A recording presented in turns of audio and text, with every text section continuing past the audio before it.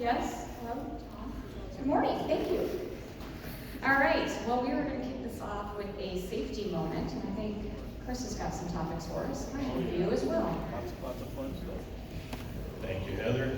For all the Colorado natives, happy 303 Day. So you all can look that up. It's an actual holiday. I wanted to touch on something real quick. I know it's in the news. I know it's buzzworthy. Coronavirus, COVID-19. Best thing I can tell y'all, wash your hands after wiping your noses. Avoid touching your eyes, nose, and mouth. Stay at home if you're sick. And don't buy into everything that's being said on the news. Y'all remember the swine flu epidemic of 2012? Anybody? Crickets, tumbleweeds?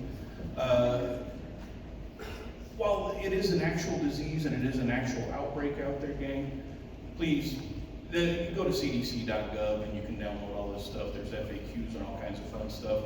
Biggest thing is wash your hands. Avoid sick people. If you are sick, go visit your doctor. And don't come into work. I know we all love each other and we love coming in and spreading the wealth, but that's one wealth we don't need to spread here. Just keep an eye on the stuff and be prepared. We don't have to, it's not the end of the world. But wash your hands and sing the happy birthday song when you're washing your hands. So I expect to hear everybody singing in the bathroom here. Other than that, Mr. Schaefer around here today? No, I was going to share something about his.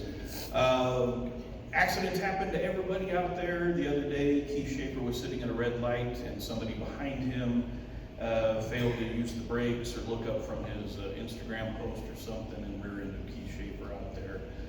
If any of you are involved in an accident in a CDOT vehicle, first and foremost, check for injuries. Make sure you're okay first. Call 911, call me, and we'll get everything rolling out there. We'll send state patrol out to gently coerce them into asking why they rear-ended us there. I mean, those big red lights on the back of our vehicles do mean something. So other than that, please go forth, be safe. Thank you all for everything you're doing out there every day for safety. Great. Thanks, Chris. And I'll just add on to that, I don't think we can pay attention enough when we are out in the right of way and out traveling. So whether you're in your car or you're a pedestrian, we had another fatality, another pedestrian hit in brush. Someone failed to yield, making a left-hand turn, and the pedestrian was in the crosswalk, believing, I'm sure, there was piano stripes across the pavement, thinking that they probably had the right of way. And maybe, and I don't know this, I don't know if they were looking up, maybe they could have run from the car that failed to yield and failed to see the pedestrian, but unfortunately, whether you have the right of way or not, if you're a pet, you're probably not going to win when it comes to a pet vehicular encounter. So I get these fatality reports and they hit me hard every time I read them. There are more and more people that die on our roadways, and then when I get to read how they die, it is tough. We also had a semi-accident on I-25 southbound this weekend. The accident wasn't bad, but the events that led to the accident, and I think the driver fled the vehicle, and then the wife tried to, rescue the husband, going 109 miles an hour down I-25. Both, did get suspicion for a DUI or a DWAI. Again, head on a swivel when you're driving, because you don't know who, that didn't end in a fatality, but it could have been bad. And I drive these roads just like you do every single day. No one keeps that, car distance length for every 10 miles over. I know my car has adaptive cruise control, and it can set, like, I got 4 bars, 3 bars, 2 bars, or 1 bar. Well, I can tell you when I set it 4 bars away, which is the longest, everyone's cutting in, but that's like the safe distance, that's the right distance. No one travels at that. So I sometimes jump mine up to the 2 bars away, and I can still say I've got more distance between myself and the other drivers around me. So let's just practice safe driving habits while we're out there. Another tragedy, and I just think things that we should be aware of, at state facilities. Probably some of you guys heard there was a suicide in Region 3. No CDOT personnel involved. It was He was just a citizen, but they did it in the parking lot of Region 3, and one of the resident engineers was the first responder. So these things happen, and you know, we do have help for those people who are going through a traumatic event. But again, you're in a state facility, when you're walking out, and I'm probably guilty of it, I'm not always walking out and paying attention. If you see me, I'm always on my phone, it seems like. So pay attention, be aware of your surroundings at all times. So that's my safety moment. Moving on to better and brighter things. In the spirit of being the center of excellence, I'd like to recognize a few people. I first would like to recognize the Base Course Committee. I know I recognize them in my news for you, but we really we continue to set the bar higher, so just no team, we've got to jump over that bar again next year.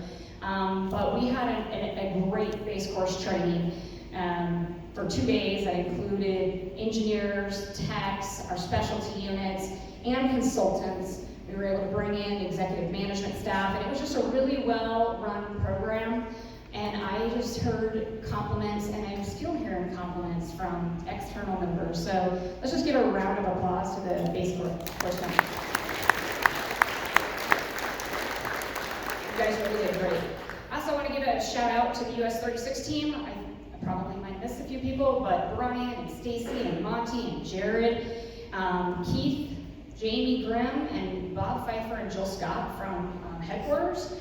We just got done doing 3 public meetings last week in Lyons, Estes, and Pinewood Springs. We had over 220 people sign up, but we had 426 permits issued, so that just goes to show you how many people came to that public meeting. And it was a huge success. And out of 426 people, I think 3 were upset about the project. And those 3, they're going to survive that 1-month closure that we have, but we are closing US 36 for all of you who just want to get up there on the weekend and take that route. Starting March 9th, US 36 will be closed between Lyons and Estes Park for 28 days. So, and Flatiron was there as well. They are our contractor, and they have 7 people there. And they were great, and they're super excited to deliver on this project and do a really good job for CDOT. So thank you to that US 36 team. I also want to give a shout out to some HQ folks, Sahar and Christina Holmes. You know, we don't tell our headquarters people enough that we do appreciate the support they provide. And Gina Fox, she's here. Thank you to you for helping Mitch back it out, training and mentoring on the new ORD and roads. But these 2 people from headquarters are your Bentley support, and they really did help Gina and Mitch troubleshoot and navigate through some of the inroads things that they're doing. So again, I think sometimes we get frustrated with headquarters staff, but we should be sending them kudos when they do a great job, and they did help us out. So thank you to them. And as well, I wanted to give a shout out to Justin for the US 287 LaForte Bypass project for getting the Excellence in Concrete Paving Award. Right?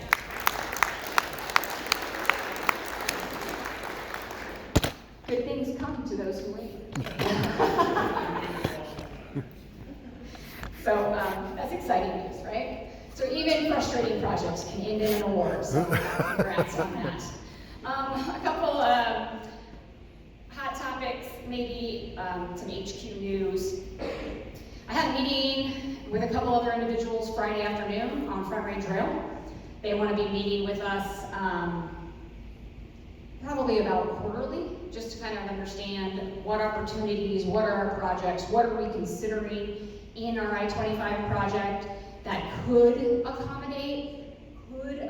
They are not at a point right now where they're providing us design criteria, which I pushed them on, because I said we could probably do more for you if you told us what you want.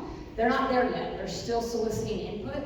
But I welcome any of you to come, I'm not going to go into the whole explanation, but I welcome any of you to come ask me questions about Front Range Rail, or I can get you invited to the next meeting just to sit and listen. But it is interesting. I still think it's, my own opinion is we've got a long ways to go, but it's an interesting topic, and it's an interesting way to think of Colorado in the future and how we might move people in the future. So if you've got any questions, feel free to come talk to me. There's a couple House bills floating around. Colorado Winds, I think, came out. I really don't know much about it, so I am not the person to talk to. However, I know it's discussion, and maybe Sean can handle this, you probably can't either. I don't know too much about it other than there's discussion of becoming a union, and some of, if you are a non-supervisor, you would fall into that category of being unionized. I don't know what all that means. And I think there's a lot of questions, and I know CDOT's going to start creating sort of an FAQ or a forum where we can ask questions and hopefully get you answers. So that's my update on Colorado Winds. But there are a lot of House bills going around, so if you want to read it, you should probably Google it and read about what's going on, and I think if you support them, reach out to your House or Senate reps in your area, and if you don't support them, you should probably do the same and get your voice heard. I mean, that's how our governments run, right? I think the only other thing is, and I've mentioned this, but we are going to be dashboarding our Senate Bill 267 projects. So for those projects that have even $1 of Senate Bill 267, Senate Bill 1, or Senate Bill 262 funds in them, we're going to be telling a story. We're going to be transparent. We're going to talk about the benefits. We're going to talk about the safety. We're also going to talk about how much do we expect the right-of-way phase to cost. And then we're going to track actuals. And that is all going to go out public-facing. So the need for accuracy and updates in our data is ever coming, and we will have more information on that. But I just want you to know that, like I said before, we don't have anything to hide, but we're going to be collecting all this information for the first time, in my opinion, at a portfolio level, and then we're going to be opening the book and showing it to the public, which opens us up. So we need to be confident in what we collect and communicate out. And I, along with, where's Elena? But any of your program engineers and Elena, we're going to help you make sure that we are sending the right message. All right. I would like to introduce Major Ansari from CSP. Good morning. Oh, I didn't realize how many people were here. I'm the new major for District 3, Colorado State Patrol Northeast Region. So if you see me in the building, I will be here pretty frequently. And if you need anything from us, please don't hesitate to walk up, ask questions, make requests, or submit compliments, or anything like that. We like those too.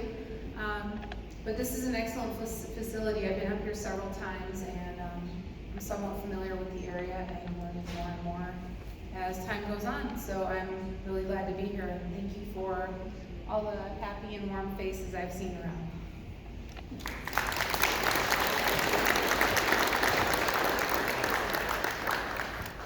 All right, so I've got a few promotions that I would like to acknowledge, and I actually, so last stand up I said I want to mention all the new hires, all the reallocations, and all the promotions. All right, well, I've got a list like this, so maybe when we stay on it more monthly, I won't rattle off as many names, but I'm going to do it because I think everybody should be recognized. But I'm going to start with the promotions because these are people who competed for the job. So Robert Nash is the new TM2 in Hudson. Daryl Wilson, the new LTC Ops in Platteville. Tom Alva, he passed P1, I believe, in Sterling. We have Paul Gray, he's the equipment operator 4 out in Platteville. Gordon Heisler, I did do that right. Did I do it right? TM2 in Holyoke. Brianna Pass is the new resident engineer in Lyman. And Eric Salimi is the new design PE2 out of the Central program. So let's give all those promotions a round of applause.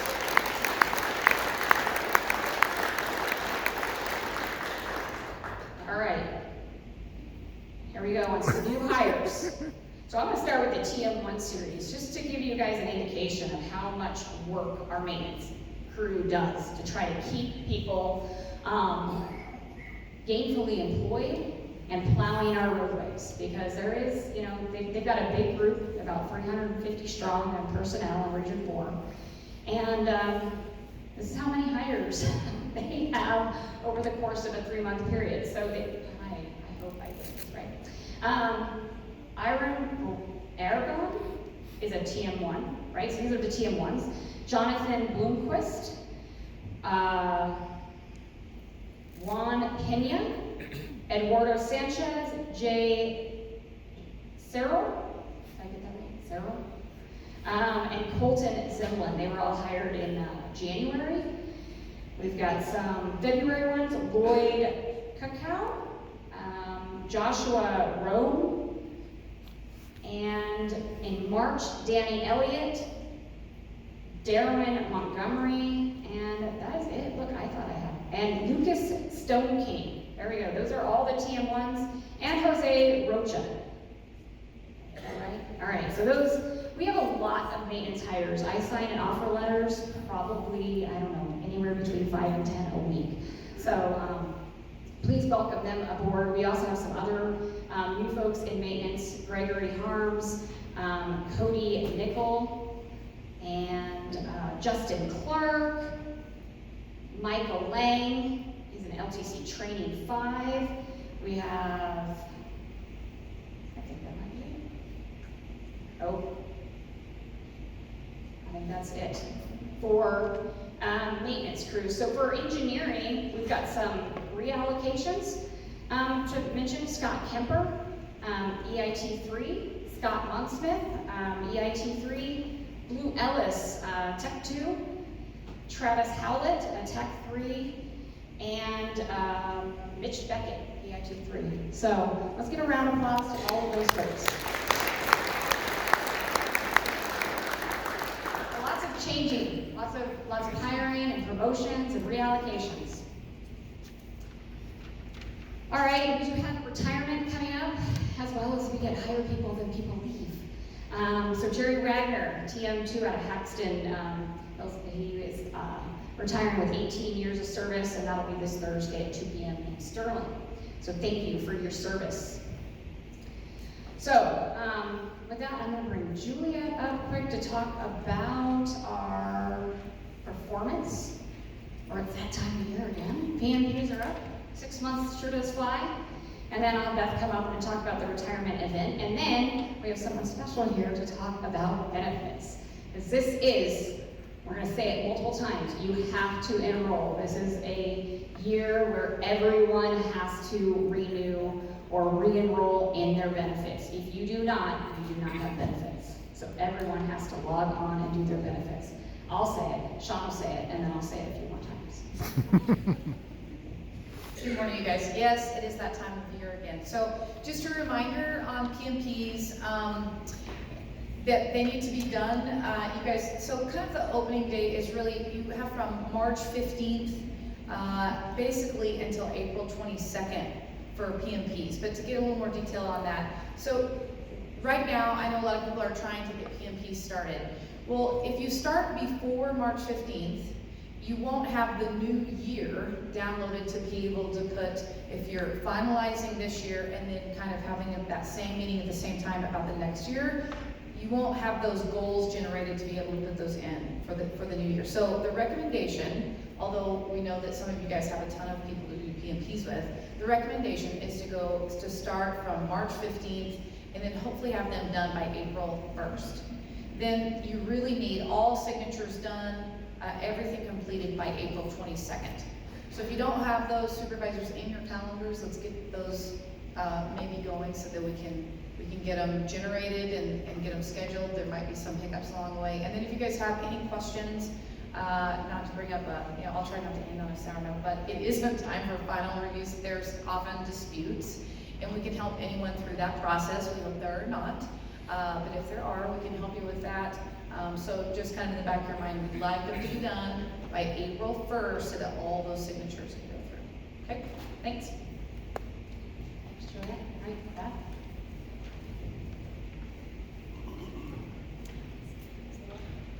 Good morning. I had the first time privilege of being able to cruise to Hawaii in early January. Visited 4 islands, went to a luau, and came back and found that the retirement team had decided that that would be a great theme for this year. So it was kind of a cool way to be bought into it. Dee was gonna be shy today, but I have asked her to come forward.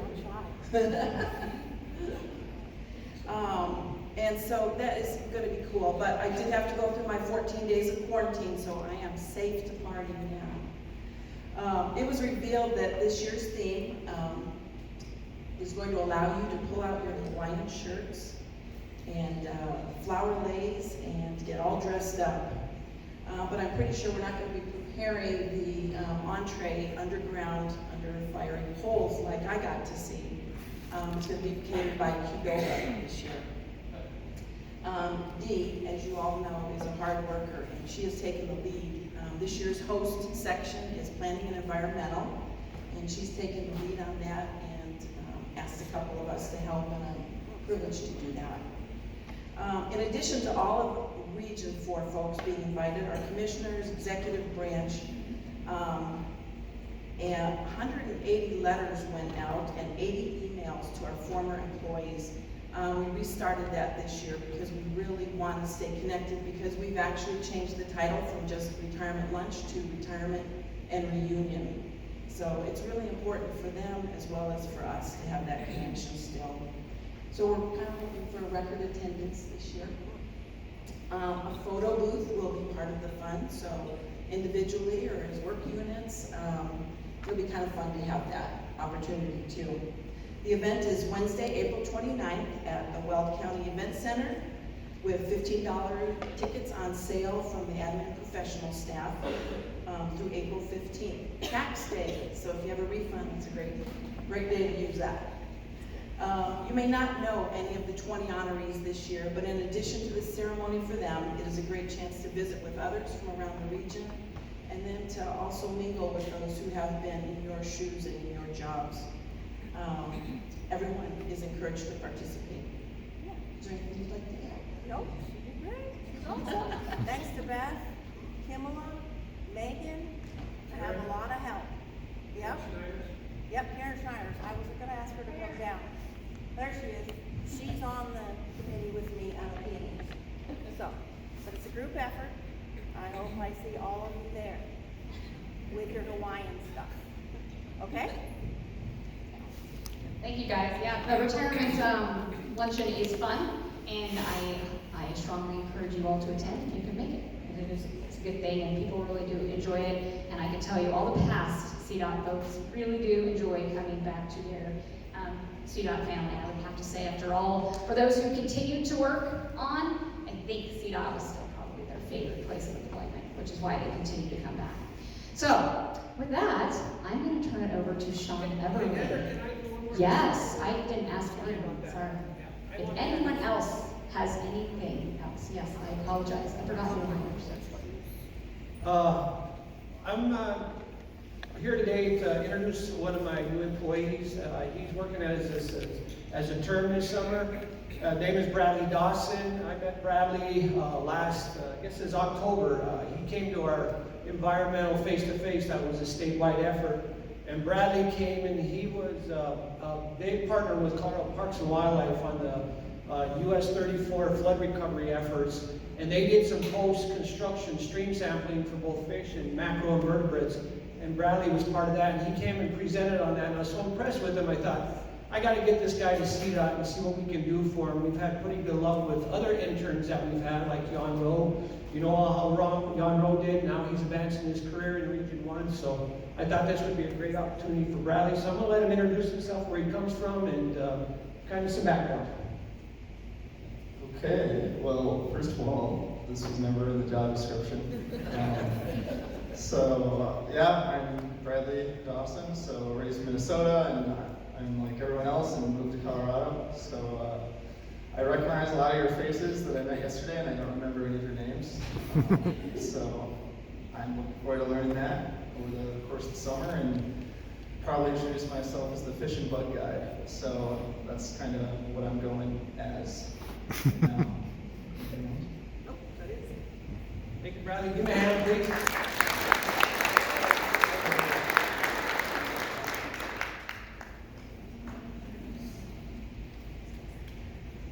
Just wanted to remind everyone of the Electronic 205 training that we're going to have on March 25th. important note is that Civil Rights Unit here, we're wanting all the projects beginning April 1st to be using the electronic process. So it'll be a good time for you to participate in the training. It's going to be an in-depth training with CRVRC coming out and doing a 3-hour training. They're also going to be bringing in their engineer to answer any engineer questions. And then also we ask that you register through the Eventbrite. You can hit the link through that was on the television and also News for You. So you can just register through that so that we know who will be attending. All right, anyone else have any announcements or any new hires that I've missed? No? All right. Sean, everybody's gonna talk about our benefits. For anyone who doesn't know me, I'm Sean Everly. I'm the Benefits Administrator for CDOT. I in fact handle all benefits for all 3,300 employees statewide. So when Heather was reading off the names of new hires, it was just for your region, I went, wow, that's one region. We have 5 regions plus headquarters. And it's no wonder I'm tired most days. And that's in a regular year. This year, open enrollment happens every year, but this year it is going to be a mandatory open enrollment. What that means is every CDOT employee, every state employee will have to do an open enrollment transaction in Benefit Solver, or you will not have medical, dental, or flexible spending account coverage for the next year. Now, the last time we did this, use the same communication plan that I'm rolling out this year, we had, because of all of your help, because employees read their emails and they listened, we had 100% participation. Unheard of for an agency this size, but we did not have any employees who did not have benefits come July 1. That's my goal again this year. I was told 5 years ago that was an impossible goal, and I heard them wrong. We're going to do it again this year. As the first communication, how many people here read the first communication that went out about a month ago? Woohoo! Okay. As it said, mandatory open enrollment, April 14th through May 18th. It is an extended period. And there will be some significant changes that will impact employees. Unfortunately, big surprise here, if this hand looks a little red, it's because I got my hand slapped by DPA for putting out the information that I did, even though I had permission. So yes, we will be switching from United to Cigna as one of the carriers for the insurance. Beyond that, I do not have information that I can share at this time. I do not have plan design changes. I do not have rate changes.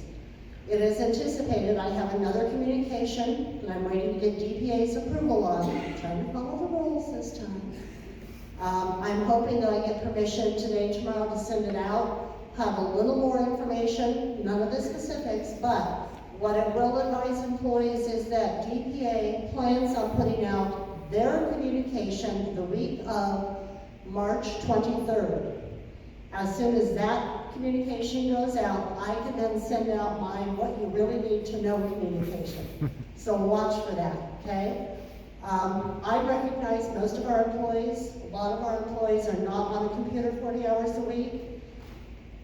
It is unfortunately the best way for me to get information out to employees. What you can do to help most is to share the information for those employees who are not on computers and encourage employees to be checking their state email on a regular and consistent basis. That's where they're going to find information on open enrollment. That's where they're going to find communications from me, following up with them, if I need documentation or I have questions on what they're doing. Any of you who have dealt with me probably know that in general, if I get a voicemail or an email from somebody, my general response time, if I'm in the office, is less than 24 hours. If I'm traveling, give me 48 hours, but I will get back to every email and every voicemail that comes in, regardless of how many employees are reaching out to me. So if they have questions, I will be available. I did talk with Heather. We may see about getting me back out here for another one of these stand-ups once I have a little more information, or maybe even putting together an open enrollment specific meeting. But also put on your calendars April 20th. Yes, that's the week after open enrollment starts. However, that is the day that we will be having the annual, what's come to be known as Sean's meeting. It is the open enrollment benefit meeting. You want me to stop walking around? It's all good.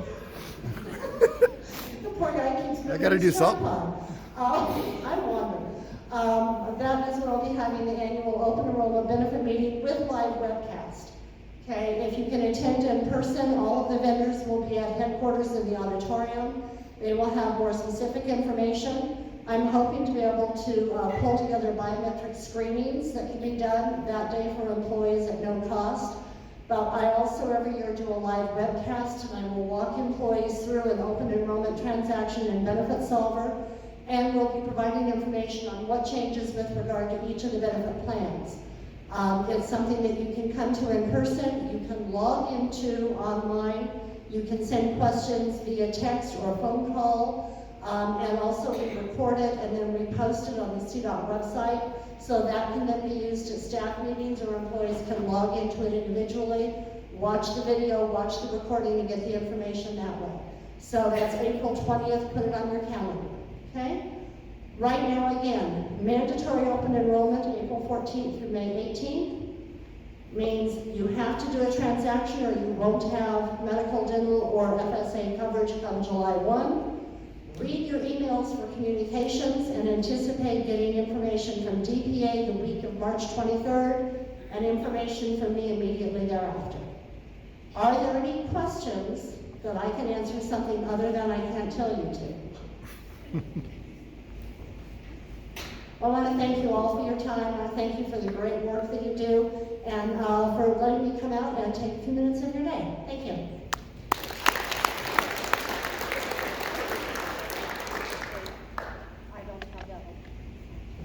Okay, so with the change from United to Cigna, what I can tell you is that somewhere in the neighborhood of 85 to 90% of the doctors there is crossover.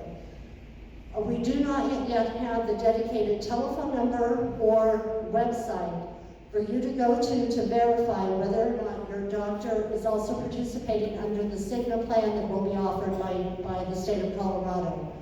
As soon as we have that information, I will have it out to you. Right now, unfortunately, I have those people who are contacting Cigna, and they're being told that, no, I had one person call me because, according to her, there were no Cigna doctors on the Western Slope. Not sure what plan she was asking about, but it wasn't true, okay? As soon as we have that, I will get it out to you. For those of you who are looking at having services that there will be transition of care, i.e. perhaps you're having something done now that will transition into continuing treatment come the new plan year, there will be transition care that can be applied for. If your current provider is not participating in Cigna, you can continue for a certain amount of time with that provider once the plan changes. But those are all things that as we get more specific information, more direction on how to do it, we will pass that information on to you. So these are things that have been considered, that have been looked into, and that we are providing some resolution for. We just don't have all the details yet. So take a deep breath. If you have questions, please hold them until after you get the communication with the specifics, and that will be at the end of March. All right, thank you, Sean, for coming up. All right, well with that, happy Tuesday, Taco Day. All right.